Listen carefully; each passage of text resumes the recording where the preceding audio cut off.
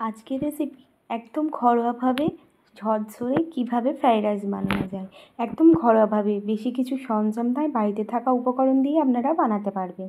এখানে আমি বাসমতি চাল ভিজিয়ে দিয়েছি পরিমাণ মতো, নিয়ে খানিকক্ষণ ওই 20 মিনিট মতো ভিজিয়ে রেখে দিয়েছি। অন্যদিকে আমি গরম জল করতে দিয়েছি, পরিমাণ মতো নুন আর ওই 1 চামচ মতো সাদা তেল দিয়ে জলটাকে ফুটতে দেবো।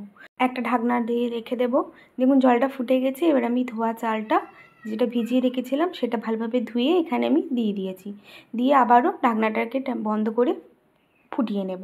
দেখুন এখানে আমার চালটা প্রায় 70% সিদ্ধ হয়ে গেছে। আমি এই এমন অবস্থায় নামিয়ে নেব। এবার আমি কেটে রাখা সবজি, গাজর আর বিনস কেটে রেখেছিলাম, সেটা আমি অল্প পরিমাণ সাদা তেল আর সর্ষের তেল মিক্স করে তাতে কিছু গরম মশলা দিয়ে ভেজে নিচ্ছি। দিয়ে দিয়েছি পরিমাণ মতো কাজু আর কিশমিশ, দিয়ে হালকা নুন দিয়ে আমি এটাকে ভেজে নিলাম। যেহেতু আমার চিনিটা গুঁড়ো করা নেই, দানা আছে, তাই আমি চিনিটা সবজিতেই দিয়ে দিলাম গলানোর সুবিধার জন্য। আপনারা আপনাদের পছন্দ মতো করে নেবেন। এবার আমি আগে থেকে জল ঝরানো রাইসটাকে দিয়ে দেব, দিয়ে হালকা করে টচ করে নেব এই দেখুন সবজিগুলোর সাথে।